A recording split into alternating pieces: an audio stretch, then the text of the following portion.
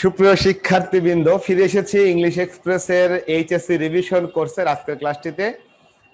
আপনারা অবগত আছেন আজকে মূলত আমরা আসলে প্রিপজিশন টপিকটা নিয়ে ক্লাস শুরু করব। আগামী কালকেও আমাদের প্রিপজিশনের উপরে ক্লাস হবে, তবে আজকের যে ক্লাসটি এটি অতি গুরুত্বপূর্ণ। বিগত আমরা প্র্যাকটিস শিট বা প্র্যাকটিস টপিকস যেটা বলি সেটা আসলে আজকের ক্লাসটা না, আমরা আগামী কালকে প্র্যাকটিস করব। আজকে আমরা প্রিপজিশন শিখবো।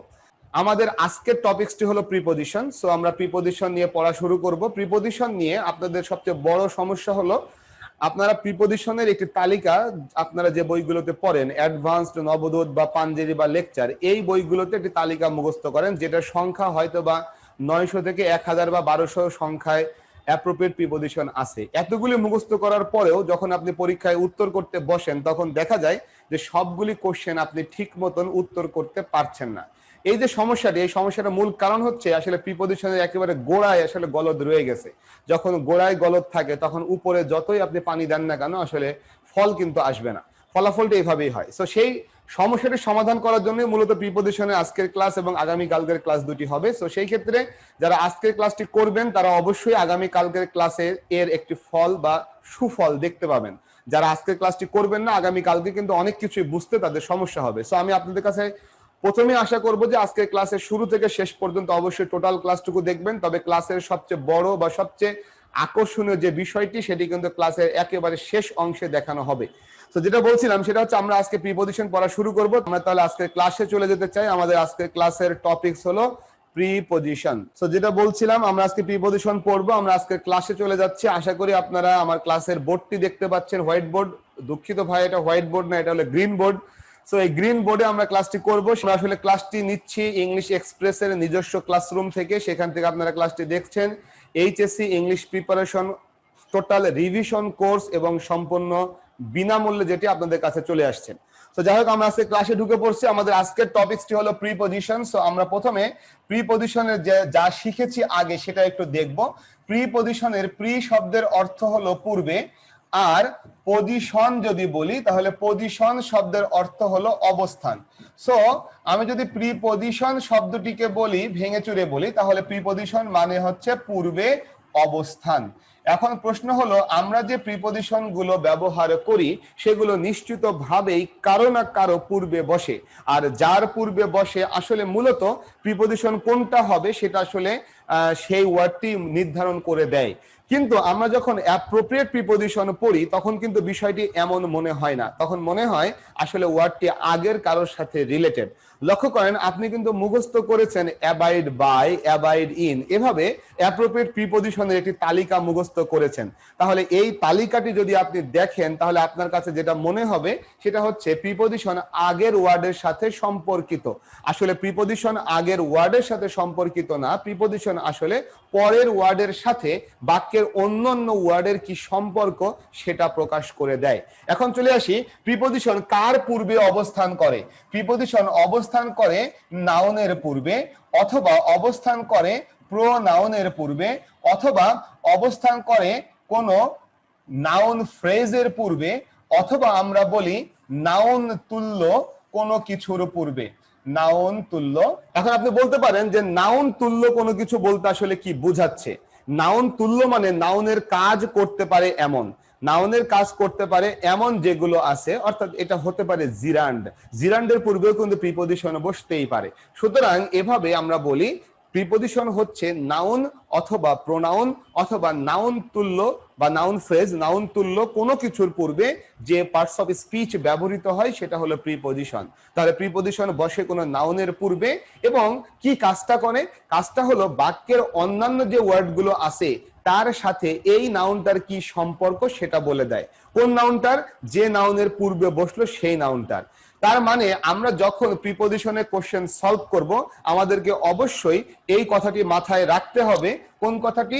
যে প্রিপজিশন কিন্তু শুধু আগের ওয়ার্ডটা দেখলে হবে না, শূন্যস্থানের পরে কোন নাউন আছে বা প্রোনাউন আছে বা নাউন ফ্রেজ আছে সেটাও আমাকে দেখতে হবে, এবং সেটা দেখেই কিন্তু সিদ্ধান্ত নিতে হবে প্রিপজিশনে কোনটা বসবে। তার কারণ আমি আবারও বলি, প্রিপজিশনে কি করে? নাউন, প্রোনাউন, নাউন ফ্রেজের আগে বসে বাক্যের অন্যান্য যে ওয়ার্ডগুলো আছে তার সাথে সম্পর্ক বলে দেয়। সো আমরা এখন চলে আসবো যে প্রিপজিশনের পরের অংশে। আমরা আসলে এইচএসসি পরীক্ষায় প্রশ্নটি কেমন পাই বা কেমন দেখি। আপনারা জানেন যে প্রিপজিশনের যে এইচএসসির কোশ্চেনটি আসে সেখানে শূন্যস্থানগুলো প্যাসেজ আকারে দেওয়া থাকে এবং সেই প্যাসেজ আকারে শূন্যস্থানগুলো সলভ করতে যেয়ে আমাদের আসলে জানতে হবে যে এই প্রিপজিশনের কোশ্চেনগুলো সলভ করার ক্ষেত্রে কয় রকমের প্রিপজিশন কোশ্চেন আসে অথবা কয় ধরনের প্রিপজিশন আছে। সো সেটা নিয়ে আমরা আসলে কথা বলবো আজকের ক্লাসের একটু পরের অংশে। তবে তারও আগে বলে রাখি, আমরা আসলে যে কাজটি করেছি অর্থাৎ ঝাড়া মুখস্থ করেছি যে কোনো একটি বই থেকে, অ্যাডভান্স, নবোদয়, পাঞ্জেরি, যে কোনো বই থেকে ঝাড়া মুখস্থ করেছি এবং এই মুখস্থ করতে করতে একদিক দিয়ে মুখস্থ করেছি কিন্তু অন্য দিক দিয়ে সবই ভুলে গিয়েছি। পরীক্ষার হলে যেয়ে কিন্তু আবারও সেই ভুল করা শুরু করেছি। এই কারণে আমাদের আসলে শেখার বিষয় বা শেখার স্টাইল বা শেখার সিস্টেম কিছুটা পরিবর্তন করা প্রয়োজন। আমি সেই পরিবর্তনের বিষয়টি নিয়ে আসতে চাই, তার কারণ আপনারা অলরেডি অবগত আছেন ইংলিশ এক্সপ্রেসের একটি স্লোগানই হলো আমরা ইংরেজি শিখবো নতুন ভাবে, learn English in a new way, অর্থাৎ নতুন ভাবে ইংরেজি শিখবো যেভাবে আসলে কেউ ইংরেজি শেখেনি। আশা করি আর্টিকেলের ক্লাসটিতে আপনাদের সেরকমই একটি উপস্থিতি ছিল এবং আপনারা দেখেছেন যে আমরা একটু অন্যভাবে কোশ্চেনগুলো সলভ করার চেষ্টা করেছিলাম। আজকেও আপনারা দেখবেন যে প্রিপজিশনের বিষয়গুলো আমরা একটু অন্যভাবে শেখার চেষ্টা করব। সো আমি আপনাদের যেটা জানাতে চাই যে প্রিপজিশন গুলো যখন পরীক্ষার কোশ্চেনে থাকে, আমরা পরীক্ষা বলতে যেটা বুঝছি সেটা একটু বলে রাখি। পরীক্ষা বলতে আমরা বুঝছি আসলে আমাদের এইচএসসি পরীক্ষা। তবে এই পরীক্ষার প্রিপারেশনের পাশাপাশি যারা আমার সাথে ক্লাস করবেন আপনাদের আরেকটি বেনিফিট হবে, সেটা হচ্ছে আমরা এই প্রতিটা টপিকস এর সাথেই আমি কিন্তু বলে দেই যে এখানকার এই জিনিসটা কিন্তু বিশ্ববিদ্যালয়ে ভর্তি পরীক্ষার জন্য সমান গুরুত্বপূর্ণ। সো সেই বিষয়গুলো আমাদের মাথায় রাখতে হবে। দেখেন ভর্তি পরীক্ষাও কিন্তু অ্যাপ্রোপ্রিয়েট প্রিপজিশন বা প্রিপজিশন অথবা গ্রুপ ভার্ব অথবা ফ্রেজাল ভার্ব এই টপিকসগুলোর উপর থেকে প্রশ্ন আসে। সেখানেও আপনি যদি লক্ষ্য করেন তাহলে দেখতে পাবেন সেখানে যেটি থাকে সেটা হচ্ছে প্রিপজিশনের একটি বাক্য দেওয়া থাকে। তাহলে আমি যখন প্যাসেজ পড়বো সেখানে আমরা অনেকাংশে হেল্প পাই, তার কারণ প্যাসেজের ইনফরমেশন আমাকে অনেকাংশে হেল্প করে। বাট যখন ভর্তি পরীক্ষা অথবা জবের কোনো পরীক্ষা আমরা যাই, বিসিএস বা এই টাইপের পরীক্ষায়, সেখানে যেহেতু একটি মাত্র বাক্য থাকে সেক্ষেত্রে আপনি কিন্তু চাইলেই অতটা সহজে উত্তরটি করে ফেলতে পারেন না। যদি আপনার দক্ষতা সেই লেভেলে থাকে, সেই জায়গায় থাকে, শুধুমাত্র তখনই আপনি প্রিপজিশনের কোশ্চেনগুলি অনেক ভালোভাবে উত্তর করতে পারবেন। সো আমরা প্রিপজিশনের এইচএসসি লেভেলের যে প্রশ্নগুলি, সেই প্রশ্নগুলি কেমন আসে বা কি ধরনের থাকে আমি সেটা নিয়ে একটু কথা বলতে চাই। আমাদের প্রথমে যেটা মনে রাখতে হবে যে প্রিপজিশনের যে কোশ্চেনগুলি এটি আসলে দুই রকমের প্রিপজিশন দিয়ে করা হয়। দুই রকমের বলতে নাম্বার ওয়ান যেটা, সেটাকে আমরা বলি প্রিপজিশনের জেনারেল ব্যবহার, অর্থাৎ প্রিপজিশনের যে সাধারণ ব্যবহার আছে সেটা নিয়ে আমি বলবো। আসলে জেনারেল ব্যবহার বলতে আমরা কি বুঝি সেটাও কিন্তু আমরা আলোচনার মধ্যে আনবো।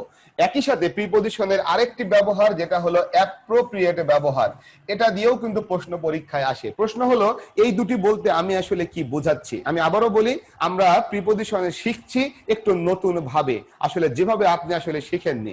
আগের কথাটুকু মানে প্রিপজিশন কাকে বলে এটা তো যে কোনো বই বলেছে, যেহেতু যে কোনো বই বলেছে সেই কারণে আপনি ওই কথাটি হয়তো শুনে থাকতে পারেন, কিন্তু এখন থেকে যখন আমি সামনের দিকে এগোবো হয়তো আপনি দেখবেন অনেক নতুন কিছু আপনি আবিষ্কার করছেন আজকের ক্লাসটির ভিতরে। সো আপনাকে অবশ্যই আমি আবারও বলে রাখি, ক্লাসটি শুরু থেকে শেষ পর্যন্ত অবশ্যই আপনাকে অংশ নিতে হবে, তার কারণ এই ক্লাসের প্রতিটা অংশই আসলে গুরুত্বপূর্ণ। কোনটি আসলে আপনি জানেন আগে থেকেই আর কোনটি আপনি আগে থেকেই জানেন না সেটা কিন্তু আসলে আমিও জানি না, সেজন্য আপনাকে অবশ্যই টোটাল ক্লাসটিতে উপস্থিত থাকতে হবে সমান হারে। ওকে, আমরা চলে আসি এবার প্রথমে জেনারেল ইউজ বলতে আমরা আসলে কি বুঝি। জেনারেল ইউজ বলতে বুঝি, ধরেন আমি যদি একটা প্রিপজিশনের কথা বলি, ইন অথবা অন অথবা অফ অথবা এরকম বাই, এই ধরনের প্রিপজিশন গুলোর নিজস্ব একটি মিনিং আছে। যেমন ইন কিন্তু কোনো কিছুর ভিতরে বোঝায়, অন কোনো কিছুর উপরে বোঝায়, বাই কোনো কিছুর দ্বারা বোঝায়। এভাবে প্রিপজিশন গুলির নিজস্ব অর্থ দিয়ে যখন প্রিপজিশন গুলো বাক্যে ব্যবহৃত হয় আমরা বলি প্রিপজিশনটি এখানে তার জেনারেল ইউজ অনুযায়ী হয়েছে। এটা কিন্তু মুখস্থ করার বিষয় না, এটা মূলত বোঝার বোঝার বিষয় যে আসলে কোন প্রিপজিশনটি কেমন অর্থে বাক্যে ব্যবহৃত হয়। আমি আবারও বলছি, জেনারেল ইউজ মানে আসলে প্রিপজিশনের নিজস্ব কিছু অর্থ অনুযায়ী ব্যবহার আছে, যেটি শুধুমাত্র ওই প্রিপজিশনটার জন্যই প্রযোজ্য এবং প্রিপজিশনটার সাথে অন্য কারোর কোনো সম্পর্ক নেই, জাস্ট প্রিপজিশন দিয়েই এটা প্রকাশ পায়। যেমন আমি যদি ও এফ অফ অথবা ও ডাবল এফ অফ এর কথা বলি, এই দুটির ভিতরে আপনি জানেন ও ডাবল এফ অফ দিয়ে কোনো কিছু বন্ধ হয়ে যাওয়া বোঝায়। সো আমি যদি কোনো কিছু বন্ধ করে ফেলার কথা বলি কখনো কোনো বাক্যে, প্রিপজিশন হিসেবে যে প্রিপজিশন হিসেবে যেটাকে ব্যবহার করব সেটা কিন্তু হবে ও ডাবল এফ অফ। অর্থাৎ যখন আমি বলি সুইচ অফ, তার মানে সুইচটি বন্ধ করে দিতে হবে। সো এটার অর্থ হলো কোনো কিছু বন্ধ করে দেওয়া। এভাবে প্রিপজিশনের নিজস্ব মিনিং দিয়ে প্রিপজিশন গুলো কিন্তু বাক্যের ভিতরে ব্যবহৃত হয়। আমি সবাইকে বলবো, আপনারা যারা ক্লাসটি করছেন অনুগ্রহ করে আপনাদের কমেন্টগুলি, অর্থাৎ আপনাদের ক্লাসটি কেমন লাগছে বা লাগবে, অথবা আপনাদের কে কোথা থেকে যুক্ত হচ্ছেন একটু কষ্ট করে যদি আমাকে বলেন, সবাই না, একজন দুইজন করে বলতে থাকেন, তাহলে আমি আপনাদের বিষয়গুলো দেখতে পারবো। এটা আপনাদের সাথে আমার কমিউনিকেশনটা কিছুটা ইজি করবে। সো যেটা বলছিলাম, সো এবার চলে আসি তাহলে জেনারেল ইউজের ভিতরে পড়ছে প্রথমত অবস্থানগত ব্যবহার। অর্থাৎ আমি যে নাউনটার পূর্বে প্রিপজিশন বসাতে যাচ্ছি সেই নাউনটা আসলে কোথায় অবস্থিত, কোথায় আছে, বাক্যের অন্য কারোর সাথে তার অবস্থানগত একটি সম্পর্ক, সেটা দিয়ে আমরা কিন্তু প্রিপজিশনটা ব্যবহার করব। এটাকে আমরা বলি প্রিপজিশনের জেনারেল ব্যবহার। আচ্ছা, এবার আমি যেটা বলতে চাই সেটা হচ্ছে অবস্থানের পাশাপাশি আপনাকে যেটা মনে রাখতে হবে সেটা হচ্ছে সম্পর্ক প্রকাশ করেও কিন্তু প্রিপজিশনের জেনারেল ব্যবহার হয়, সম্পর্ক দিয়ে। সো আমরা এই দুটা বিষয় নিয়ে আসলে আলাপ করব। একটি হলো অবস্থানগত জেনারেল ব্যবহার, আরেকটি হলো সম্পর্কগত জেনারেল ব্যবহার, প্রিপজিশনের জেনারেল ইউজ। দুটি বিষয় মাথায় রাখবো, একটি হলো অবস্থানগত জেনারেল ইউজ, আরেকটি হলো সম্পর্কগত জেনারেল ইউজ। সো এবার চলে আসি অ্যাপ্রোপ্রিয়েট প্রিপজিশন কোনটা। অ্যাপ্রোপ্রিয়েট প্রিপজিশন আসলে যেটি মুখস্থ ছাড়া অন্য কোনো ভাবে করা যাবে না। অর্থাৎ আপনি যদি মুখস্থ না করেন আপনি কোনোভাবেই বের করতে পারবেন না আসলে এখানে প্রিপজিশন কোনটি হওয়া উচিত। যেমন আমি যদি আপনাকে একটু দেখাই, যেমন রান আফটার যদি বলা হয়, রান আফটার, আমার মনে হয় এটি আপনি শুনেছেন। রান আফটার মানে হচ্ছে, রান মানে দৌড়ানো, এটা আমরা জানি, কিন্তু যখন আমি রান আফটার বলি তখন অর্থটি দাঁড়ায় এভাবে যে কারোর পিছু পিছু ছোটা। যেটা বলছিলাম, আপনি যদি কারোর পিছু ছোটেন, পুলিশ যদি চোরের পিছে ছোটে, এই যে কারোর পিছে ছোটা, কারোর পিছু দৌড়ানো, এটাই হলো আমাদের কি, আমাদের রান আফটার। তার মানে রানের সাথে আফটার দেওয়ার ফলে অর্থটা কিন্তু পরিবর্তন হয়ে গেল।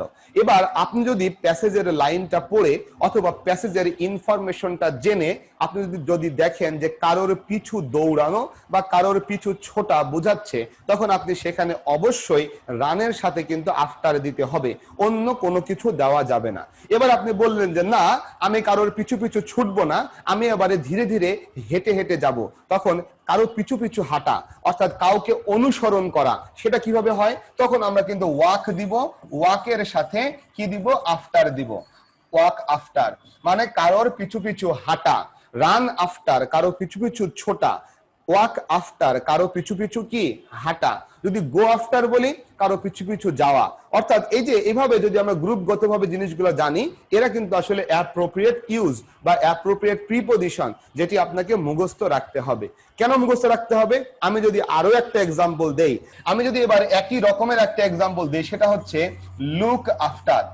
এবার আপনি যদি আগের দুটির সাথে মিলিয়ে ফেলেন, লক্ষ্য করেন আপনি মিলাই ফেললেন, রান আফটার মানে কি, কারো পিছু দৌড়ানো, ওয়াক আফটার মানে কি, কারো পিছু পিছু হাঁটা। আপনি বলে ফেললেন লুক আফটার মানে কি, কারোর পিছে পিছে চাওয়া, মানে আপনি কারোর পিছন দিকে চায় রয়েছেন। আসলে কি বিষয়টা এরকম হবে? ভাই হবে না। আমি এই জন্যই বলেছি অ্যাপ্রোপ্রিয়েট প্রিপজিশন হলো ওইটা যেটা মুখস্থ না করে পারা যায় না। এদিক ওদিক দেখে, অন্যগুলোকে দেখে আপনি কোনোভাবেই অ্যাপ্রোপ্রিয়েট প্রিপজিশন গুলো উত্তর করতে পারবেন না। সো ওইগুলোকে মুখস্থ করতে হবে।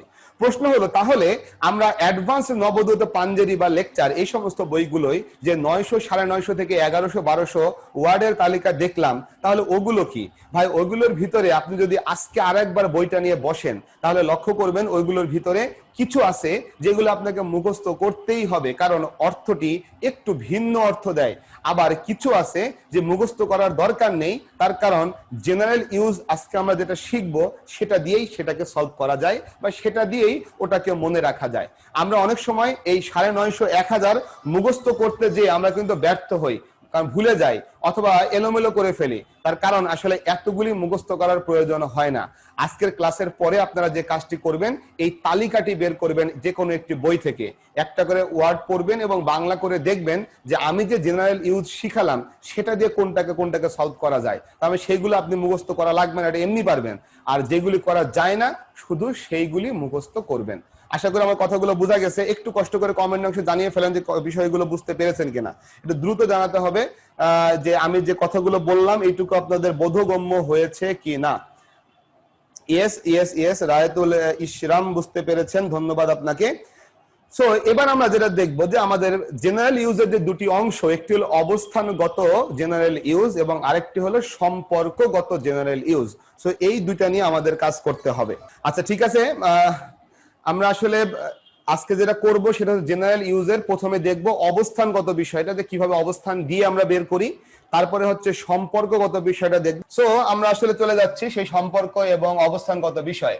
সর্বপ্রথম যেটা আসবো সেটা হচ্ছে অবস্থানগত বিষয়। সেই ক্ষেত্রে আমি আপনাকে একটি বক্স আঁকাবো, একটি বক্স আঁকিয়েছি। হয়তোবা এই বিষয়টি আপনি যখন ক্লাস করেছেন কলেজে বা অন্য কোনো শিক্ষকের কাছে অথবা অনলাইনে কোনো জায়গায়, এই অংশটি আপনি হয়তোবা দেখে থাকলেও থাকতে পারেন।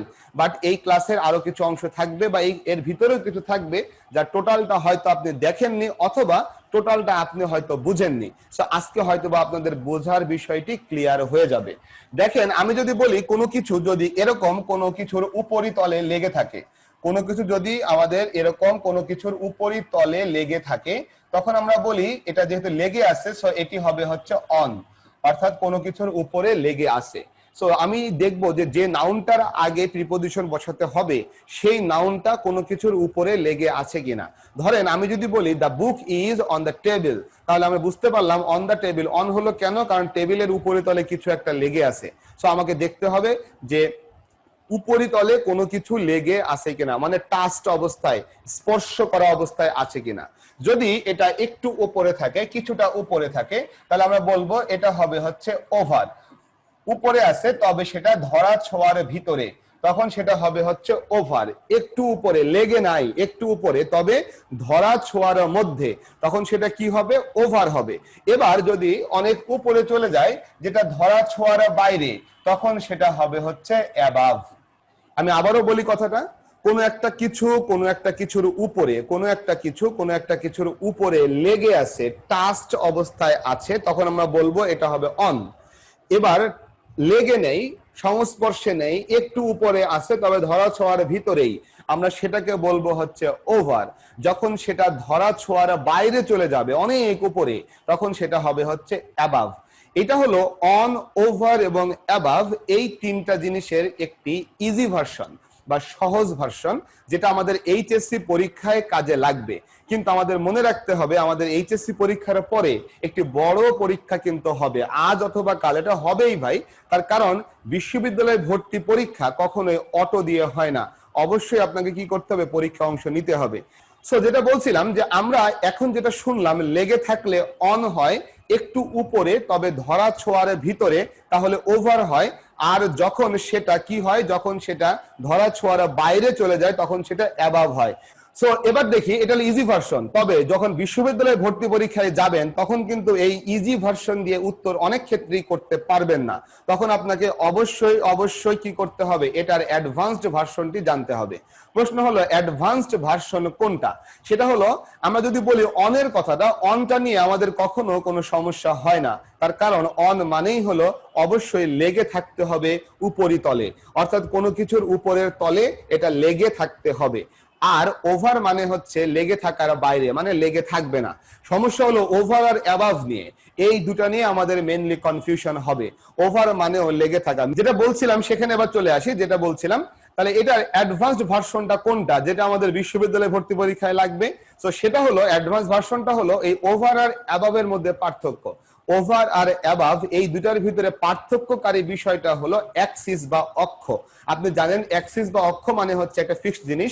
ফ্যান যদি আমাদের মুখে, আমাদের মাথার উপরে আছে, আমাদের ধরাছোঁয়ার ভিতরেই আছে, কিন্তু এমন তো হতে পারে যে ফ্যানটা অনেক উপরে আছে, ধরাছোঁয়ার বাইরে, তারপরেও দেখা যাচ্ছে সেখানে অ্যাবাভ না হয়ে ওভার হচ্ছে। সেই কারণেই কিন্তু আমাদের জানতে হবে আসলে কোথায় ওভার বসে আর কোথায় অ্যাবাভ বসে, তার অ্যাডভান্সড রুলটা।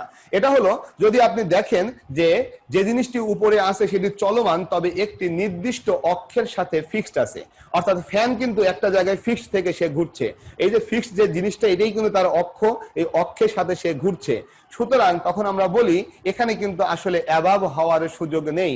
ফ্যান যদি অনেক উপরেও ব্যবহার করা হয়, যদি সে ফিক্সড থেকে এই কাজটি করে, তখন আমরা বলবো এটা হচ্ছে অ্যাবাভ হবে না, ওভার হবে।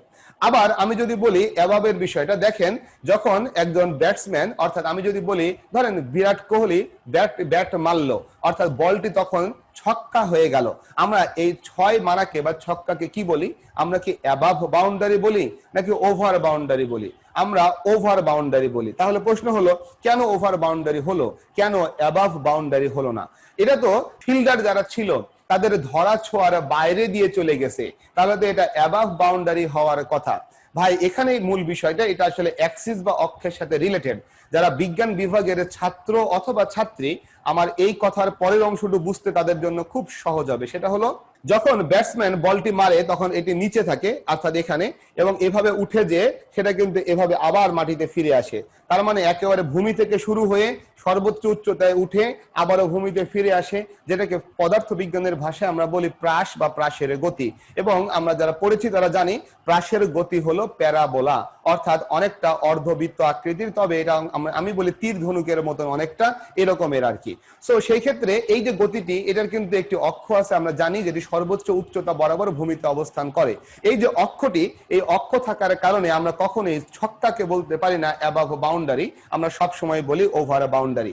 সো আশা করি অন, ওভার এবং অ্যাবাভের বিষয়টি মোটামুটি ক্লিয়ার হয়েছেন। তবে অ্যাডভান্সড যে রুলটি আমি বলেছি, এটি অবশ্য ক্লিয়ার নাও হতে পারেন।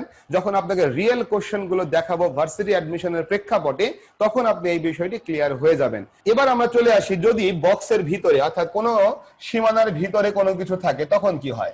ভিতরে থাকলে সেটা হয় হচ্ছে ইন, অর্থাৎ আমি যেমন এই যে ঘরের ভিতরে আছে, I am in the room, আপনারা যেরকম আপনাদের লিভিং রুমে আছেন, you are in your living room, আপনার লিভিং রুমে আপনি আছেন। সো এভাবে কোনো কিছুর ভিতরে যদি কোনো কিছু থাকে তখন সেটা ইন হবে।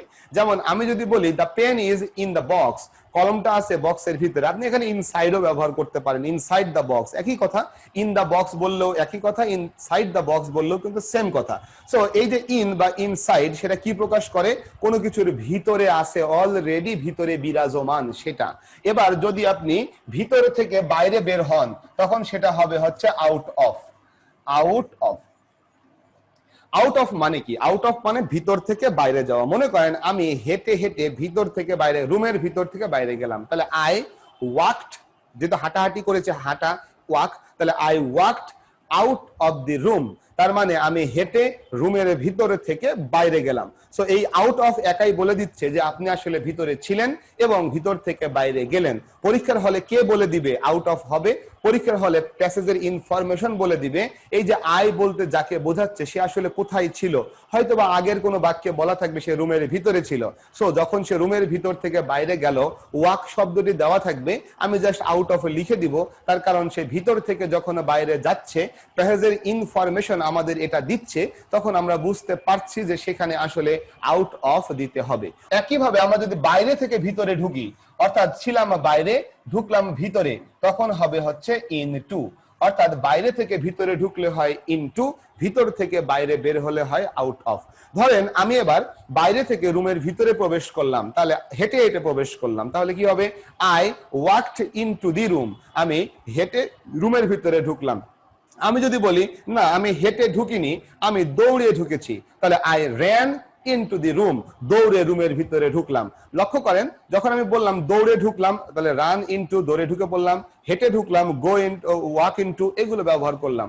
আমাদের প্যাসেজ খালি ইনফরমেশন দিবে ছিলাম বাইরে, ঢুকলাম ভিতরে, এইটুকু। অথবা প্যাসেজ ইনফরমেশন দিবে ছিলাম ভিতরে গেলাম বাইরে এইটুকু। সো বাইরে থেকে ঢুকলে হয় ইনটু, ভিতর থেকে বাইরে গেলে হয় হচ্ছে আউট অফ।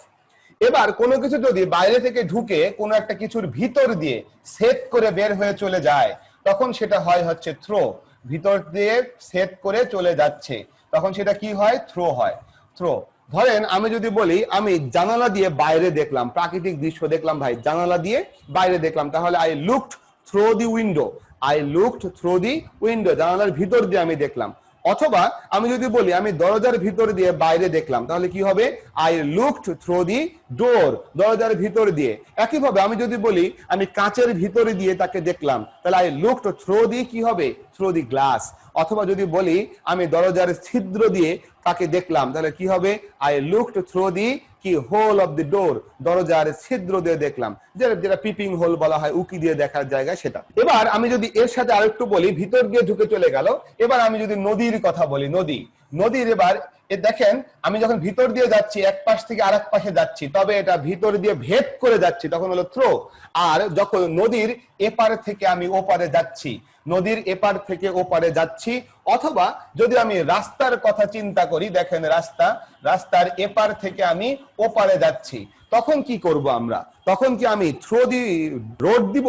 তখন কি আমরা থ্রো দি রিভার দিব? না ভাই, তখন আমরা অ্যাক্রস দি রিভার দিব। তার কারণ তখন কিন্তু আপনি নদীর ভিতর দিয়ে ঢুকে যাচ্ছেন না, বরং নদীর এপাশ থেকে ওপাশে যাচ্ছেন, নদীর উপর দিয়ে, রাস্তার উপর দিয়ে। এটা কিন্তু থ্রো হবে না, তখন হবে হচ্ছে অ্যাক্রস। সো দেখেন আমি আবারও বলি, যদি কোনো কিছুর ভিতরে ঢুকে ভিতর দিয়ে বের হয়ে অন্য প্রান্তে যাওয়া হয় তখন সেটা হয় থ্রো। ধরেন বুলেট আমার ভিতর দিয়ে, বডির ভিতর দিয়ে বের হয়ে চলে গেল, থ্রো মাই বডি, তখন হবে থ্রো। আর যদি আপনি বলেন যে না ভিতর দিয়ে ঢুকে যায় নাই, বরং এক পাশ থেকে আরেক পাশে গিয়েছে, এটার উপর দিয়ে গিয়েছে, এটার সাথে টাচে ছিল বাট উপর দিয়ে গেছে, নট ভিতর দিয়ে ঢুকে বের হয়ে গিয়েছে, তখন আমরা বলবো এটা কি হবে? এটা হবে হচ্ছে অ্যাক্রস। সো এবার চলে আসি, আপনি এবার রাস্তা এপাশ থেকে ওপাশে যাচ্ছেন না, আপনি নদীর এপাশ থেকে ওপাশে যাচ্ছেন না, বরং আপনি নদীর ধারে ঘেঁষে ঘেঁষে হাঁটছেন, অথবা রাস্তার পাশ ধরে ধরে হাঁটছেন, এভাবে হাঁটছেন। যদি এমনটা হয় তখন আপনি কি বলবেন? তখন আপনি বলবেন along the bank of the river, along the bank of the river, নদীর পার ধরে ধরে হাঁটছেন। অ্যালং দি রোড, রাস্তা বরাবর হাঁটছেন, রাস্তার এপার থেকে ওপারে না, রাস্তার একটা পার ধরে ধরে, রাস্তার একটা পাশ ধরে ধরে হাঁটছেন, তখন আমরা সেটাকে কি বলি? তখন সেটাকে বলি হচ্ছে অ্যালং দি রোড। সো আমাদের প্যাসেজ হয়তো বলে দিবে যে আমি আসলে রাস্তায় এপাশ থেকে ওপাশে যাচ্ছিলাম নাকি রাস্তার পার ধরে হাঁটছিলাম। প্যাসেজের এই ইনফরমেশন নিয়েই কিন্তু আমরা আসলে কি করব? আমরা আসলে এই ধরনের প্রিপজিশন গুলো ফাইন্ড আউট করব। সো আমার মনে হয় এই কথাটুকু আমরা সবাই বুঝতে পেরেছি। এবার যদি আমরা বলি উপর থেকে কোনো কিছু এসে পড়লো, উপর থেকে কোনো কিছু এসে পড়লো, ধরেন আমি দাঁড়িয়ে আছি, আমার মাথার উপরে উপর থেকে কিছু এসে পড়লো, তখন আমি কি বলবো? তখন আমি বলবো যে এটা হবে onto, onto, onto. Onto মানে উপর থেকে এসে কোনো কিছু পড়া, অন টু। অন টু মানে উপর থেকে এসে পড়া, আর উপরে লেগেই আছে, আগে থেকেই আছে, সেটা কি হবে? অন। উপর থেকে এসে পড়লো সেটা কি হবে? Onto. এবং আমি বিগত সময় অভিজ্ঞতা দিয়ে বলি, আমি যখন টপিকস গুলো পড়া শেষ করি, পরীক্ষা হওয়ার পর মানে বোর্ড পরীক্ষা হওয়ার পর বিগত সময় আমি যেটা দেখেছি, আমার স্টুডেন্টরা বের হয়ে যখন অন্য কেউ ভুল করে তখন তাকে বলে না যে ভাই আপনার ভুল হয়েছে, উইথ এক্সপ্লানেশন দিয়ে ফেলে, ভাই আপনার ভুল হয়েছে এটা এই কারণে, এখানে এটা হবে। সো তারা সেই দক্ষতাটি অর্জন করে ফেলে। এবং আমি চাই আপনারা যারা আমার সাথে যুক্ত আছেন আপনাদের সেই দক্ষতা বা স্কিলটা আসলে ওই লেভেল পর্যন্ত নিয়ে যেতে, শুধু চাই আপনাদের সহযোগিতা, আপনারা আমাদের সাথেই থাকুন। সো এবার যেটা বলতে চাই সেটা হচ্ছে উপর থেকে এসে পড়লো, তাহলে হলো অন টু। এবার যদি আমি নিচে যাই, দেখেন নিচে, নিচে হলে অনেকগুলি শব্দ আছে। নাম্বার ওয়ান শব্দটি হলো আন্ডার, নিচে হলে। তারপরে হতে পারে সেটা হলো বিলো, নিচে হলে। তারপরে যেটা হতে পারে সেটা হচ্ছে বিনিথ, নিচে হলে। সো বিনিথ, বিলো, এই যে আন্ডার, এই যে শব্দগুলো, okay. Maimuna Ahmed Chittagong government women college থেকে যোগ দিয়েছেন, ধন্যবাদ আপনাকে। তো যেটা বলছিলাম, আন্ডার, বিলো এবং বিনিথ, এই তিনটা যে শব্দ আছে মনোযোগ সহকারে শুনতে হবে। এটার ফাইন্ড আউট করারও কিন্তু ইজি ভার্সন আছে, আবার একটা হলো কঠিন ভার্সন বা অ্যাডভান্সড ভার্সন আছে। ইজি ভার্সন দিয়ে আমরা কিন্তু এইচএসসি এর সব কোশ্চেন সলভ করে ফেলতে পারবো, কোনো সমস্যা হবে না। বাট ভার্সিটি অ্যাডমিশন অথবা জবের প্রিপারেশন, আপনি এই দুইটারে যে কোনো একটাই গেলে দেখবেন এদের যে প্রশ্নগুলো আছে সেখানে অপশনে আন্ডার, বিলো বা বিনিথ তিনটাই অপশনে দেওয়া আছে। এবং নান অফ দি অ্যাবাভ বা অল অফ দি অ্যাবাভ এরকম একটা উত্তরও আছে। কিন্তু এমন কিছু জায়গা আছে যেখানে আপনাকে স্পেসিফিক্যালি বের করতে হবে এটা কি আন্ডার হবে নাকি এটা বিলো হবে নাকি এটা বিনিথ হবে। আন্ডার, বিলো, বিনিথ এদের ভিতরে পার্থক্য করাও সেই জন্য আপনাকে শিখতে হবে যদি আপনি ভার্সিটি অ্যাডমিশন প্রিপারেশনে যান। আমি কিন্তু সবগুলো বিষয় ডিপলি শিখাই, তার কারণ কম্পিটিশনের জায়গায় আপনি যত বেশি জানবেন তখন তত ভালো হওয়ার সুযোগ থাকবে। সো এই জন্য আপনাকে সেইভাবে প্রিপারেশন নিতে হবে, সেইভাবে চিন্তা করতে হবে। আজকে যদি ফার্স্ট ক্লাস করে থাকেন তাহলে আজকে আপনি কোশ্চেন সলভ করা শুরু করবেন না। আজকে আমি আপনাকে যা করতে বলবো আপনি তাই করবেন, কারণ কালকে আমি আপনাকে কোশ্চেন হাতে কলমে সলভ করে দেখাই দিব যে কিভাবে সলভটা করবেন। তারপরে কালকের ক্লাস হলে আপনি আপনার সামনে যে কোনো বই নিয়ে, আপনার সামনে যে কোনো কোশ্চেন নিয়ে, যেটা অবশ্যই এইচএসসি স্ট্যান্ডার্ড কোশ্চেন, এরকম একটা কোশ্চেন নিয়ে সলভ করা শুরু করে দিবেন। আশা করি দেখবেন যে আপনার স্কিল বেড়ে গেছে। যেমন লাস্ট দুটি ক্লাস আমরা আর্টিকেল নিয়েছিলাম, আগে যা পারতেন আপনার স্কিল কিন্তু কিছু হলেও বৃদ্ধি পেয়েছে বলে আমি বিশ্বাস করি, বিকজ আমি ক্লাসগুলো কিন্তু অনেক অনেক এক্সপ্লানেটরি বা কিভাবে সলভ করা হয় সেটা দেখিয়েছি। আগামী কালকে আমরা প্রিপজিশনে কোশ্চেনগুলো কিভাবে সলভ করি সেটা দেখব, তবে তার আগে এই বিষয়গুলি দেখানো দরকার, তার কারণ এগুলো কিন্তু আপনি আসলে আগের কোনো ক্লাসে বা আগে কোথাও দেখে আসেননি বা দেখলেও আংশিক দেখে এসেছেন। এবার চলে আসি আন্ডার। মনে করেন আমি আগে ইজি ভার্সনটা বলি, আমি কোনো কিছুর নিচে দাঁড়িয়ে আছি, তাহলে I am standing under the tree, অর্থাৎ ট্রির নিচে। ট্রি কিন্তু আমার ধরা ছোঁয়ার ভিতরেই, এবং আমি এবং ট্রি একই একই একই লেভেলে দাঁড়িয়ে বলছি আমি কিন্তু ট্রির নিচে দাঁড়িয়ে আছি। সো এমন যখন হবে একই তলে একই সমতলে দাঁড়িয়ে যখন আমি বলবো যে আমি অমুকের নিচে দাঁড়িয়ে আছি, তখন সেটা হবে হচ্ছে আন্ডার। এখানে বিলো বা বিনিথ হবে না। আমি যদি কখনো বলি যে I am standing beneath the tree অথবা I am standing below the tree, সেই ক্ষেত্রে মনে রাখতে হবে বিনিথের ব্যবহারটা হলো ফর্মাল, অর্থাৎ আপনি ফর্মাল কোনো জায়গায়, ফর্মাল মানে এটা হতে পারে ফর্মাল কোনো লেটার, ফর্মাল কোনো প্রেজেন্টেশন, সেখানে বেশিরভাগ ক্ষেত্রে আন্ডার বা বিলো ব্যবহার না হয়ে বিনিথ ব্যবহার হয়। আর এটার প্রমাণ হিসেবে আপনি যেটা পাবেন সেটা হচ্ছে আমাদের বিভিন্ন লেখকের যে কবিতা বা হচ্ছে উপন্যাসগুলো আছে, ইন্টারন্যাশনালি বিখ্যাত ফেমাস লেখকদের, এটা হতে পারে উইলিয়াম শেক্সপিয়ার থেকে শুরু করে ফ্রান্সিস বেকন, এদের যে রিটেন যে আমাদের তাদের সাহিত্যিক যে অংশগুলো আছে সেখানে দেখবেন তারা বেশিরভাগ ক্ষেত্রেই বিনিথ শব্দটিকে বেশি প্রায়োরিটি দিয়েছে। আন্ডার শব্দটিও আছে, বিলেও আছে, বাট বিনিথকে প্রায়োরিটি দিয়েছে। তার মেইন কারণ হলো বিনিথ হচ্ছে ওই দুটার তুলনায় বেশি মাত্রায় ফর্মাল, সো ফর্মাল ইউজের ক্ষেত্রে বিনিথটা বেশি ব্যবহার হয়। সো এবার চলে আসি বিলো কোথায় হয়। বিলো হচ্ছে আমি ধরেন দাঁড়িয়ে আছি, বিলো হচ্ছে আমার সমতলে না, আমার নিচে কোনো কিছু আছে। যেমন আমি যদি ধরেন টেবিলের উপরে দাঁড়িয়ে বলি the cat is under the table, তাহলে ভুল হবে, the cat is below the table বলতে হবে। তার কারণ টেবিলটার উপরে আমি দাঁড়িয়ে বলছি বিলো দি টেবিল, ধরেন টেবিলের উপরে আমি আছি, কিন্তু বিড়ালটা কোথায় আছে? বিড়ালটা কিন্তু আমার সমতলে নাই, বিড়ালটা যে কথা বলছে তার চেয়ে নিচের সমতলে আছে, সুতরাং তখন যেটা দিতে হবে সেটা হচ্ছে বিলো। আর যদি আমি দেখি একই সমতলে থাকি, আমি এবং বিড়াল একই সমতলে দাঁড়িয়ে যদি বলি তাহলে হবে the cat is under the table, তার মানে ক্যাট কিন্তু আছে যে কথা বলছে তার সমতলে। যেটা বলছিলাম আমি আরো একবার স্মরণ করাই দিব, ছবি আঁকায় যদি বুঝাই, ধরেন আমি যদি একটা টেবিলের কথা বলি, একটা টেবিল আঁকাচ্ছি,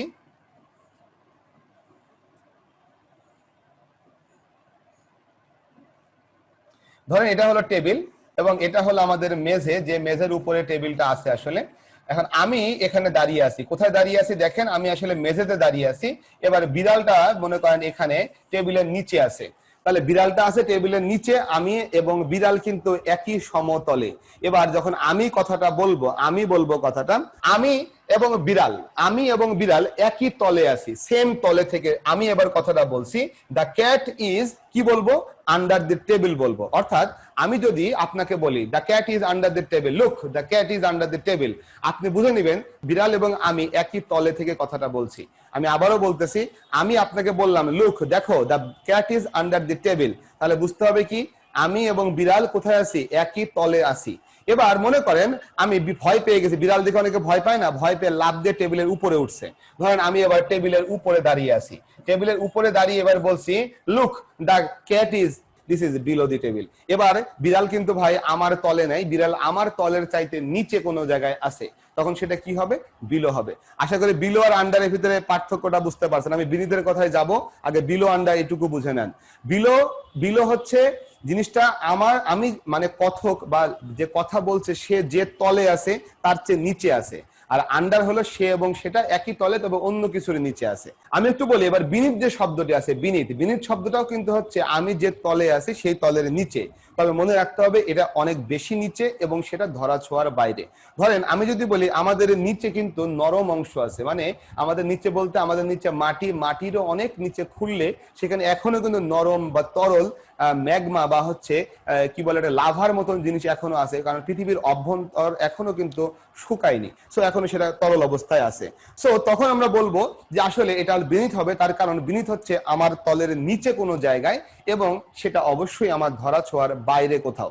সো এই হচ্ছে আমাদের বিনীত। তবে মনে রাখতে হবে যখন আপনি রিটেন কোনো কিছুতে যাবেন, ফর্মাল কোনো কিছু লিখবেন, সেখানে আন্ডার বা বিলো ব্যবহারের চাইতে বিনীত ব্যবহার করাটাই উত্তম। ফর্মাল কোনো কিছু, ফর্মাল মানে এটা ফর্মাল অ্যাপ্লিকেশন হতে পারে অথবা কোনো রিপোর্ট হতে পারে যেটা আসলে ফর্মালি লেখা হয়। সো আমরা এখন চলে আসবো এর পরের কথাটায়, আমরা যেখানে ছিলাম সেখানে আসি। তো এর পরের কথাটা হলো পাশে যদি থাকে, পাশে, এই যে পাশে, তাহলে পাশে হলে কি হবে? পাশে হলে নরমালি যেটা ব্যবহার করা হয় সেটা হলো বিসাইড। পাশে হলে বিসাইড, তবে মনে রাখতে হবে পাশে বলতে কোন বিসাইড কে বোঝায় বা বিসাইড বলতে কোন পাশে কে বোঝায়, সেটা হলো রিয়েল পাশে। অর্থাৎ আমি যদি বলি আমি তার পাশে বসে আছি বা সে আমার পাশে বসে আছে, অথবা টেবিলের পাশে ফ্রিজটি রাখা আছে, অথবা কলমের পাশে বইটি রাখা আছে, এভাবে যখন পাশে বোঝানো হয় যেটা আসলেই পাশাপাশি, তখন সেটা হয় হচ্ছে বিসাইড। তবে মনে রাখতে হবে বিসাইডের পাশাপাশি এমন আরো একটি শব্দ আছে, সেটা হলো বিসাইডস। সেটা কিন্তু আসলে প্রিপজিশন না, বিসাইডস শব্দটি হচ্ছে অ্যাডভার্বিয়াল কানেক্টর এবং সেটার অর্থ হলো মোরওভার, মানে আরো কিছু। অর্থাৎ এটা কিন্তু প্রিপজিশন হিসেবে বসবে না, বিসাইডস এটা প্রিপজিশন না, এটা যখন আরো কিছু ইনফরমেশন দিতে হবে, আরো বেশি ইনফরমেশন দিতে হবে আগেরটার পাশাপাশি, তখন আমরা সেখানে বিসাইডস বলি। যেমন মনে করেন তার একটি গাড়ি আছে, পাশাপাশি তার একটি বাড়িও আছে। সো এই যে এই পাশাপাশি অর্থে সেখানে আমরা কি ব্যবহার করি? বিসাইডস। তাহলে he has a car, besides he has a কি বিল্ডিং, গ্রেট বিল্ডিং, তার একটা মহান বাড়ি আছে। এই যে মোরওভার বা আরো কিছু অর্থে আমরা সেটা কি বসাই, সেখানে আমরা হচ্ছে বিসাইডস বসাই। এটা কিন্তু অ্যাডভার্বিয়াল কানেক্টর। আর আমরা যেটা পড়ছি প্রিপজিশন, এটা হলো বিসাইড, এবং এই বিসাইড কিন্তু রিয়েল পাশে বোঝায়। অর্থাৎ আসলেই যখন কেউ আপনার পাশে থাকবে তখন সেটা বিসাইড হবে। এক্ষেত্রে আমি আরেকটা কথা বলে রাখি যে আরেকটা বিষয় আমাদের এখানে আছে, সেটা হলো বাই। এই কথাটি গুরুত্বপূর্ণ, বাই কথাটি গুরুত্বপূর্ণ। বাইও কিন্তু পাশে অর্থে বসে। বাই কোথায় বসে? পাশে অর্থে বসে। এবং গুরুত্বপূর্ণ কোন সেন্সে সেটাও বলি। ভার্সিটি ভর্তি পরীক্ষায় আমাদের এই বাই দিয়ে কিন্তু প্রশ্ন আসে, তবে অনেকেই সেটা ভুল করে বিসাইডে লিখে ফেলে। কেমন করে? বিপদের সময় সে আমার পাশে এসে দাঁড়ালো, এট the time of danger he stood dash me. তখন দেখা যায় অনেকেই লিখে ফেলে হ্যাঁ হি স্টুড বিসাইড মি। আসলে বিসাইড মি কিন্তু এখানে হবে না, তার কারণ বিসাইড বলতে ঠিক পাশে এসে দাঁড়ানো। অর্থাৎ আপনি বিপদে পড়েছেন, সে গুটি গুটি পায়ে এসে আপনার পাশে দাঁড়িয়ে পড়লো, ভাই এটা না। আসলে বিপদে সে আমার পাশে দাঁড়ালো, তার মানে হলো বিপদে সে আমাকে সাহায্য করলো। তাহলে বিপদের সময় at the time of danger he stood by me, not he stood beside me. আশা করি আমার কথাটি সকলের বুঝতে কোনো সমস্যা হওয়ার কথা নয়।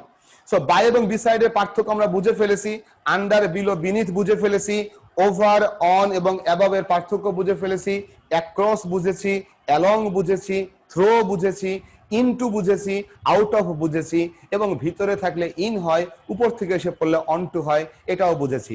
এই যে প্রিপজিশনের ব্যবহারগুলো শিখলাম, এটা হলো অবস্থানগত জেনারেল ইউজ। অর্থাৎ আমাদের যে নাউনটার পূর্বে বসছে সেই নাউনটা কোথায় অবস্থান করছে, কিভাবে অবস্থান করছে, তার সাথে রিলেট করে আমরা প্রিপজিশনের এই রুলগুলো শিখলাম। এরপরে হলো সম্পর্ক বিষয়ক কথা, এবং সেটি কিন্তু সবচেয়ে বেশি ব্যবহার হবে আগামী কালকে। অর্থাৎ আমরা এখন যেটা শিখবো সেটি সবচেয়ে বেশি গুরুত্বপূর্ণ, যেটা আগামীকাল সবচেয়ে বেশি ব্যবহার হবে, এবং এটি আসলে এক্সক্লুসিভ অংশ আজকের ক্লাসের। আমরা বলতে চাই সম্পর্ক দিয়ে, সম্পর্ক। এভাবে যদি একটি বাক্য লিখি, বাক্য লিখবো না, আসলে অল্প লিখবো, বাংলাদেশের নদী, বাংলাদেশের নদী। এখন আপনি আমাকে বলেন যে এখানে বাংলাদেশের সাথে নদীর একটি সম্পর্ক প্রকাশ পেয়েছে কিনা। নদীটা কোন দেশের? নদীটা বাংলাদেশের। সো এভাবে সম্পর্ক প্রকাশ করতে বাংলা বাক্য যখন আমরা দেখি, সেখানে ওয়ার্ডের সাথে ওয়ার্ডের মানে শব্দের সাথে শব্দের সম্পর্ক স্থাপন করে দেয় হলো কি জিনিস? বিভক্তি। এখানেও বিভক্তি আছে, অর্থাৎ বাংলাদেশ যে শব্দটি, এই বাংলাদেশ শব্দের সাথে আমরা কি পাচ্ছি? আমরা একটি বিভক্তি পাচ্ছি, বাংলাদেশ যোগ এর, বাংলাদেশের। এই যে বাংলা ব্যাকরণের বিভক্তি, আমরা আমাদের ক্লাসের এই অংশে যেটা শিখবো সেটা হচ্ছে বাংলা ব্যাকরণের যে বিভক্তি আছে, সেই বিভক্তিগুলোকে দেখে আমরা ইংরেজিতে প্রিপজিশন ব্যবহার করতে পারি। আবারও বলি, বাংলা যে বিভক্তি আছে, গ্রামারের ভিতরে যে বিভক্তি আলোচনা করা হয় বাংলা ব্যাকরণে, তার সাথে আমি ম্যাচ করে ইংরেজিতে প্রিপজিশন বসাতে পারি। তো সেই বিষয়টা দেখব। লক্ষ্য করেন, এখানে বাংলাদেশ শব্দের সাথে এর বিভক্তি যুক্ত হয়েছে, অথবা র যুক্ত হতে পারে অনেক সময়। সো আমরা বলি র এর, এটা হলো ষষ্ঠী বিভক্তি। র এর কি বিভক্তি? ষষ্ঠী বিভক্তি। সুতরাং ইংরেজিতে আমরা কি করব? বাংলায় যে শব্দের শেষে বিভক্তি ছিল, বাংলায় যে শব্দের শেষে বিভক্তি ছিল, ইংরেজিতে সেই ওয়ার্ডটা যখন আসবে, সেই ওয়ার্ডের আগে একটা প্রিপজিশন হবে। কোন প্রিপজিশন? লক্ষ্য করেন, ইংরেজিতে যখন আমরা বাংলাদেশ শব্দটি পাবো, যেহেতু বাংলায় বাংলাদেশ শব্দের শেষে বাংলাদেশ এর একটা বিভক্তি ছিল, তাই যখন আমি ইংরেজিতে বাংলাদেশ শব্দটি পাবো, তখন বাংলাদেশ শব্দের আগে একটি প্রিপজিশন দিব, সেটা হচ্ছে অফ। র এর কারণে যে প্রিপজিশনটা বসে সেটা হলো অফ। সুতরাং আমি যদি প্যাসেজটার বাংলা করতে পারি, তাহলে আমরা কিন্তু বুঝতেই পারবো যে কোন শব্দের সাথে কোন বিভক্তি যুক্ত হচ্ছে। যে শব্দের সাথে বিভক্তিটা যুক্ত হবে, ইংরেজিতে সেই শব্দটার আগে প্রিপজিশনটা বসবে। কোন বিভক্তিতে কোন প্রিপজিশন সেটা আমি একটু পরে লিখে দিব, তবে আগে মূল বিষয়টা একটু বুঝে নিতে হবে। আমি আবারও বলছি, যদি আমি বাংলা বাক্যটির বাংলা করি, বাক্যটির বাংলা করলে যে ওয়ার্ডের শেষে বিভক্তি থাকবে, বাংলা যে শব্দের শেষে বিভক্তি থাকবে, ইংরেজিতে যখন সেই শব্দটা আসবে, তখন সেই শব্দের আগে একটা প্রিপজিশন হবে। ধরেন আমি যদি বলি আমি ঢাকায় থাকি, কোথায় থাকি? ঢাকায় থাকি। অথবা ঢাকায় না থেকে আপনি যদি বলতে পারেন আমি ঢাকাতে থাকি, আমি ঢাকাতে থাকি, আমি ঢাকায় থাকি। সো যেভাবেই বলি না কেন, লক্ষ্য করেন, ঢাকায় থাকি বলি আর ঢাকাতে থাকি বলি, অর্থাৎ যেভাবেই বাংলা করি, এখানে ঢাকা শব্দের শেষে সবসময় সপ্তমী বিভক্তি কিন্তু আমরা পাচ্ছি। এই যে সপ্তমী বিভক্তি যখন আমি পাচ্ছি, ঢাকায় এ অন্তস্ততে সপ্তমী বিভক্তি, তখন মনে রাখতে হবে ইংরেজিতে যদি এই ঢাকা শব্দটির আগে শূন্যস্থান থাকে, ঢাকা, তখন আমাকে বলতে হবে এই জায়গায় এখন দুটি প্রিপজিশন বসার সুযোগ আছে, একটি হলো ইন এবং আরেকটি হলো অ্যাট। এর বাইরে কোনো কিছু বসবে না। আমি আবারও বলছি, একটি হলো ইন এবং আরেকটি হলো অ্যাট, এর বাইরে কোনো কিছু বসবে না। সো এভাবে আপনি যদি চিন্তা করেন, তাহলে ইন কোথায় বসবে আর অ্যাট কোথায় বসবে, ওই সহজ কথাটি আপনারা সবাই জানেন যে ছোট জায়গা যদি বোঝায় তাহলে অ্যাট বসবে, বড় জায়গা বোঝালে ইন বসবে। যেহেতু ঢাকা আমাদের দেশের রাজধানী এবং সেটি বিভাগীয় শহর, বড় একটি শহর, হয়তো আমরা বলছি আই লিভ ইন ঢাকা, আমি ঢাকায় বাস করি। আশা করি এই কথাটাও বুঝতে পেরেছেন। আমি আবারও বলছি, বাংলায় যে শব্দের শেষে বিভক্তি থাকবে, ওই শব্দটা যখন ইংরেজি সেন্টেন্সে আসবে, সেই ওয়ার্ডটার আগে প্রিপজিশন হবে। বিভক্তি থাকে শেষে, প্রিপজিশন থাকে আগে। ওয়ার্ডটা হলো বাংলায়, তাহলে বিভক্তি থাকবে বাংলা শব্দের শেষে। এই ওয়ার্ডেরই ইংরেজি যখন আমি পাচ্ছি ইংরেজি সেন্টেন্সে, তখন সেই ওয়ার্ডের আগে আমি প্রিপজিশন দিচ্ছি। তাহলে ষষ্ঠী বিভক্তি হলে কি প্রিপজিশন দিচ্ছি? অফ। সপ্তমী হলে কি দিচ্ছি? ইন অথবা অ্যাট। সপ্তমী হলে ইন অথবা অ্যাট, আর যদি ষষ্ঠী হয় তাহলে কি দিচ্ছি? অফ দিচ্ছি। ক্লাসের এই পর্যায়ে একটু আমাকে কষ্ট করে জানিয়ে ফেলেন যে আজকের প্রিপজিশনের ক্লাসের এই অংশগুলোতে এসে আপনার ক্লাসটি কেমন লাগছে বা কেমন দেখছেন। যদি ক্লাসটি ভালো দেখেন বা ভালো লাগে, তাহলে আমি আবারও বলি, আমাদের যে ফেসবুক গ্রুপটি আছে অর্থাৎ এইচএসসি ইংলিশ প্রিপারেশন, কষ্ট করে সেখানে একটু পোস্ট দিবেন। আমরা কিন্তু এখনো শেষ করি নাই, তার কারণ এরপরে আমরা দেখবো আসলে কোন বিভক্তিগুলো দিয়ে কি হয় সেটা।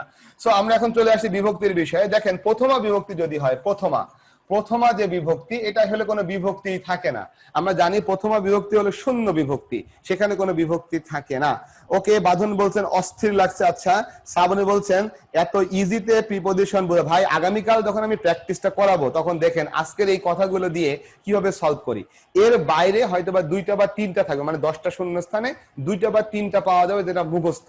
আপনি কোশ্চেন সলভ করবেন, যে 2-3টা মুখস্থ মার্ক করে ফেলবেন, প্রয়োজনে খাতায় নোট করে ফেলবেন যে এই 3টা মুখস্থ। এইভাবে দেখা যাবে যে আপনি যদি এই বছরের বা গত বছরের টেস্ট পেপার বা কোশ্চেনগুলো সলভ করেন, একটা সেট সলভ করলে আপনার দেখবেন যে সব মিলায় 100 থেকে 142টা মুখস্থ পাওয়া যাবে। টেনশন করার কোনো কারণ নেই, ওই 142টা আমি কিন্তু আবার আলাদা করে রেখে দিয়েছি, সো পিডিএফ আকারে ওটা দিয়ে ফেলবো। তখন দেখবেন আপনি মুখস্থ করার পরে মুখস্থ গুলো পারছেন, যেগুলো মুখস্থের বাইরে ওগুলো পারছেন। তো যাই হোক ভাই, আপনার অনলাইনে পেইড কোর্স করার না? Tanvir Hasan yes yes yes, অনলাইনে তো পেইড কোর্স তো অবশ্যই আছে। পেইড কোর্স থাকবে না কেন ভাই? পেইড কোর্স তো আছেই, তারপরেও আপনাদের সেবা করার জন্য ফ্রি কোর্স তো অবশ্যই আছে। আমি যেটা বলছিলাম সেটা একটু বলি। প্রথমা বিভক্তি মানে কোনো বিভক্তি নাই। যে সমস্ত বাংলা শব্দে যখন আমি বাংলা অনুবাদ করব, বাংলা শব্দে যখন বিভক্তি থাকবে না, তখন আমরা বলবো সেখানে কোনো প্রিপজিশন হবে না। অর্থাৎ বাংলায় কোনো বিভক্তি নেই, প্রিপজিশনও নেই। এবার যদি বাংলায় দ্বিতীয় বিভক্তি পাওয়া যায়, এখন আপনি আমাকে দয়া করে বলেন না যে ভাই আমি তো বিভক্তি চিনি না, তাহলে আমাকে বাংলা ব্যাকরণ আবার পড়াতে হবে যে দ্বিতীয় বিভক্তি মানে হলো কেরে এরে দিকে প্রতি, এরা হলো বাংলা দ্বিতীয় বিভক্তি। সো তৃতীয় বিভক্তি কোনটা? দ্বারা দিয়া কর্তৃক। চতুর্থী কোনটা? জন্য বা নিমিত্তার্থের জন্য। পঞ্চমী কোনটা? হতে থেকে চেয়ে। ষষ্ঠী কোনটা? রয়ের। সপ্তমী কোনটা? এ অন্তস্থতে। তাহলে বাংলা ব্যাকরণ পড়াতে হবে ভাইয়া, সোহেল ভাইয়ারে। কোর্সগুলো কিভাবে জানতে পারবো ভাইয়া? এটা হচ্ছে আপনাকে গ্রুপের ইংলিশ এক্সপ্রেস বিডি যে পেজটি আছে সেখানে মেসেজ করলে আপনার এই মুহূর্তে চলমান সবগুলি কোর্স দেখানো হবে। এই মুহূর্তে অনেকগুলি কোর্স চলতেছে আসলে আপনাদের, যেমন এটা এইচএসসি রিভিশন কোর্স, এটা ফ্রি টু অল। আমার যারা পেইড স্টুডেন্ট তারাও কিন্তু এই ক্লাসগুলো করতে পারবে।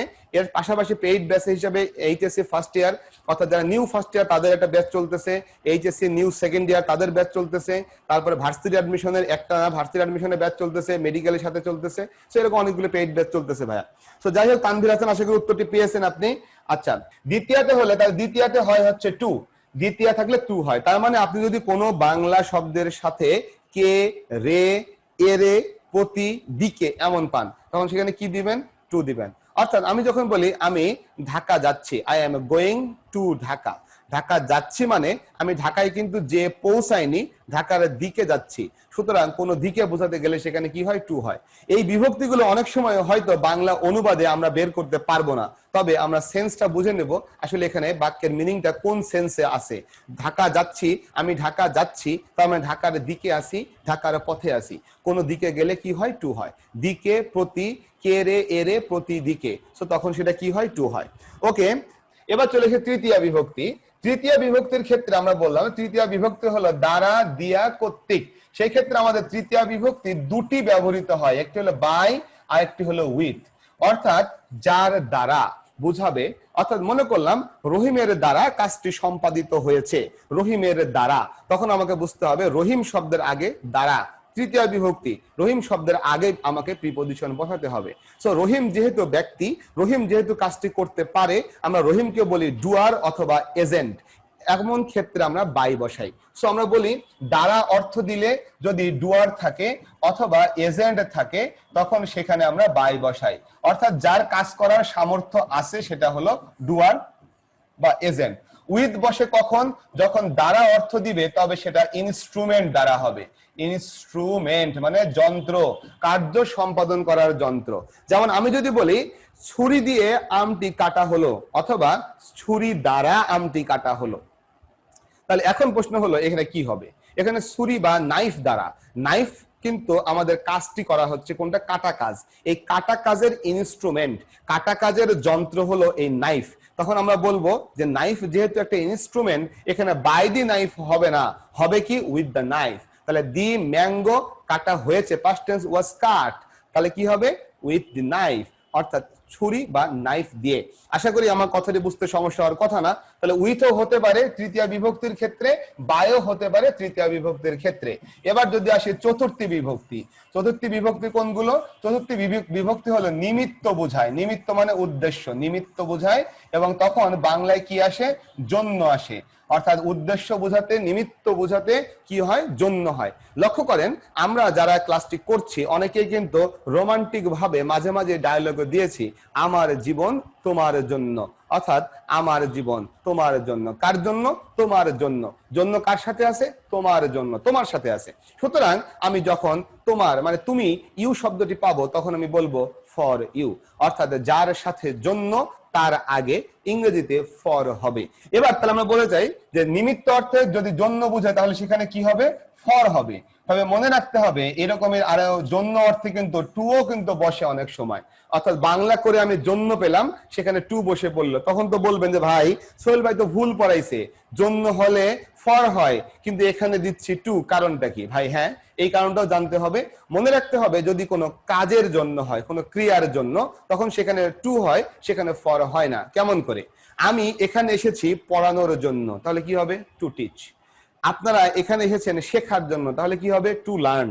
শেখা, পড়ানো এটা কিন্তু ক্রিয়া, সুতরাং ক্রিয়ার জন্য যদি হয়, পড়ার জন্য, ক্রিয়ার জন্য। ধরেন আমি যদি বলি আমরা মাঠে গেলাম খেলার জন্য, আমরা খেলার জন্য মাঠে গেলাম, সো এখন দেন উদ্দেশ্য আছে এখানে।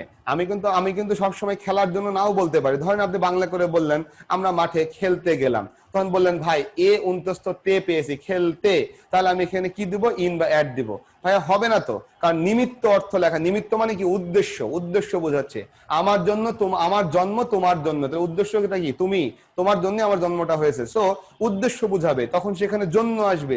তখন সেখানে যদি আমরা দেখি ক্রিয়ার জন্য, কোন একটা কাজ করার জন্য, তখন সেখানে টু দিব। আর যদি কোনো নাউনের জন্য, প্রোনাউনের জন্য হয় তাহলে সেটা কি দিব? তাহলে সেটা দিব হচ্ছে ফর। এই হচ্ছে আমাদের নিমিত্ত। এবার চলে আসে পঞ্চমী বিভক্তি। তাহলে পঞ্চমী বিভক্তি কোনটা? পঞ্চমী বিভক্তি হলো হতে থেকে চেয়ে। পঞ্চমী বিভক্তি আমরা জানি হতে থেকে চেয়ে, আমি পুরোটা লিখলাম না। পঞ্চমী বিভক্তি হলো হতে থেকে চেয়ে। এক্ষেত্রে আমাদের সবচেয়ে বেশি যে ব্যবহৃত হয় সেটা হলো ফ্রম। হতে থেকে চেয়ে এটা সবচেয়ে বেশি ব্যবহৃত হয় যেটা, সেটা হলো ফ্রম। অর্থাৎ আমি যদি বলি আমি ঢাকা থেকে চিটাগং গেলাম, ঢাকা থেকে রাজশাহী গেলাম, ঢাকা থেকে রংপুরে গেলাম, ঢাকা থেকে বরিশালে গেলাম, মানে আপনারা যারা এখানে যুক্ত আছেন আপনাদের এলাকায় গেলাম আর কি, ঢাকা থেকে গেলাম। তাহলে ঢাকা থেকে, থেকে শব্দ আসলো কার পরে? অথবা ঢাকা হতে চিটাগাং গেলাম, সো আমি ঢাকা থেকে, ঢাকা হতে, ঢাকার সাথে থেকে, ঢাকার পরে হতে। তাহলে ইংরেজিতে যখন আমি ঢাকা পাবো তখন তার আগে আমি কি দিব? ফ্রম দিব। ফ্রম ঢাকা, চিটাগাং গেলাম মানে চিটাগাং এর দিকে গেলাম, so from Dhaka to Chittagong, from Dhaka to Rajshahi, from Dhaka to Barishal, from Dhaka to Bhola, from Dhaka to Shariatpur, আপনাদের এলাকায় যাচ্ছে আর কি, from Dhaka to Sirajganj. So আমি চলে গেলাম বিভিন্ন জায়গায়। সো ফ্রম হতে, যার সাথে হতে, তার আগে আমি ফ্রম দিচ্ছি। তবে মনে রাখতে হবে এখানে হতে থেকে চেয়ে, এই চেয়ে অর্থ দিয়েও কিন্তু আমাদের ব্যবহৃত হয়। সো হতে থেকে চেয়ে ক্ষেত্রে আমাদের দেনও কিন্তু বসে। যেমন আমি যদি বলি সে আমার চেয়ে ভালো, অথবা সে আমার থেকে ভালো, সে আমার হতে ভালো, আমি যেভাবেই বলি না কেন আমার চেয়ে ভালো, আমার থেকে ভালো, তখন সেখানে হতে থেকে চেয়ে আসছে। তবে বাক্যটি কম্পারেটিভ হচ্ছে। বাক্য যখন কম্পারেটিভ ডিগ্রি তখন হতে থেকে চেয়ে মানে পঞ্চমী বিভক্তি পেলে সেখানে আমরা ফ্রম বসাই না, সেখানে আমরা দেন বসাই। সেখানে ফ্রম বসাই না, সেখানে কি বসাই? দেন বসাই। সো এই হচ্ছে আমাদের বিষয়। ষষ্ঠী আর সপ্তমী তো আমরা শিখে ফেলেছি আগেই। ষষ্ঠী বিভক্তি র এর, তখন বসে হলো অফ। আর সপ্তমী বিভক্তি হলো এ উন্তস্ত তে, এবং তখন সেখানে বসে হলো ইন অথবা অ্যাট। এই হচ্ছে আমাদের বিভক্তির ব্যবহারটা। আগামীকালকে যখন আমরা সলভ করবো এবং আপনাদের আমি দেখাবো, বেশিরভাগ না ভাই প্রায় 90 থেকে 96 বা 97% কোশ্চেন আমরা সলভ করে ফেলবো এইটুকু কথা দিয়ে। অর্থাৎ বিভক্তি দেখবো, প্রিপজিশন বসাবো, বিভক্তি দেখবো, প্রিপজিশন বসাবো। যে ওয়ার্ডের শেষে বিভক্তি বাংলায়, ওই ওয়ার্ডটি যখন ইংরেজিতে আসবে তার পূর্বে আমি প্রিপজিশন দিয়ে ফেলবো। এই যে 96 বা 97% সলভ করে ফেললাম, বাকি 3% বা 4% কোশ্চেন গুলো আসলে অ্যাপ্রোপ্রিয়েট প্রিপজিশনের মধ্যে পড়ে, অথবা অবস্থানগত জেনারেল ইউজের উপরে পড়ে। আমরা ওই জায়গাগুলো খালি মুখস্থ করব। রুল ভিত্তিক ক্লাস বা টেকনিক ভিত্তিক ক্লাস সামনে আরো হবে। বিশেষ করে আমি বলবো যে আমি ট্রান্সফরমেশন যে স্টাইলে শিখাই এটা অন্য কোনো জায়গায় পাওয়া যাবে না। আমি ন্যারেশন যে স্টাইলে শিখাই এটা অন্য কোথাও পাওয়া যাবে না। ইভেন ভয়েস চেঞ্জ যেভাবে শিখাই, মডিফায়ার শিখাই, ইম্পসিবল ভাই অন্য কোথাও দ্বিতীয় ক্লাসটি আপনি এইভাবে দেখাতে পারবেন না।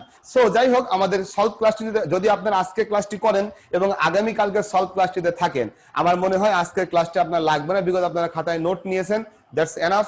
আগামীকালকে খালি শুনবেন কিভাবে সলভ করি, এই কথাগুলো আপনার মাথায় থাকবে, দেখবেন কিভাবে কাজ হয়। আপনাদের সবার কাছে এবার ছেড়ে দিচ্ছি, ভাই ক্লাসটি কেমন লেগেছে, সম্পূর্ণ ক্লাসটি একটু কষ্ট করে আমাকে চ্যাট অংশে এবার যদি ফাইনালি একটু জানান। আমি আবারও বলি, যদি আপনাদের ক্লাসগুলি ভালো লাগে আপনারা কিন্তু অবশ্যই গ্রুপের ভিতরে পোস্ট করবেন। তো যাই হোক, আগামী ক্লাসটি আজকের ক্লাসের চাইতে অনেক বেশি ইম্পর্টেন্ট এবং অনেক বেশি গুরুত্বপূর্ণ এবং অনেক বেশি প্রয়োজনীয় আপনাদের জন্য। তার কারণ আগামী ক্লাসে কিন্তু আমরা রুল আর শিখবো না, আগামী ক্লাসে রুলটা অ্যাপ্লাই করব। অ্যাপ্লাই করার সময় দেখবো যে এই রুলটি কিভাবে আমরা পরীক্ষার খাতায় ব্যবহার করে প্রিপজিশনের নাম্বারগুলি নিয়ে আসবো সেটা। সুতরাং আগামী ক্লাসে আপনারা যারা উপস্থিত হয়েছেন আপনারা তো থাকবেনই, আপনাদের বন্ধু বান্ধবী যারা উপস্থিত হয় নাই আজকে কোনো কারণে, তাদের সবাইকে নিমন্ত্রণ করে নিয়ে আসবেন যে আসো ভাই ক্লাসটি করি। আগামী ক্লাস পর্যন্ত আপনাদের কাছ থেকে আমি বিদায় নিচ্ছি। তবে যাওয়ার আগে আমি আরো একবার বলে দিতে চাই, সবসময় মনে রাখবেন সোহেল ভাই কিন্তু আপনাদের সাথে আছে, আপনাদের সাথে ছিল এবং আপনাদের সাথে থাকবে ইনশাল্লাহ। সো নেক্সট ক্লাসে ইনশাল্লাহ আবার দেখা হচ্ছে। সেই পর্যন্ত আপনাদের কাছ থেকে আমি বিদায় নিতে চাই। আল্লাহ হাফিজ।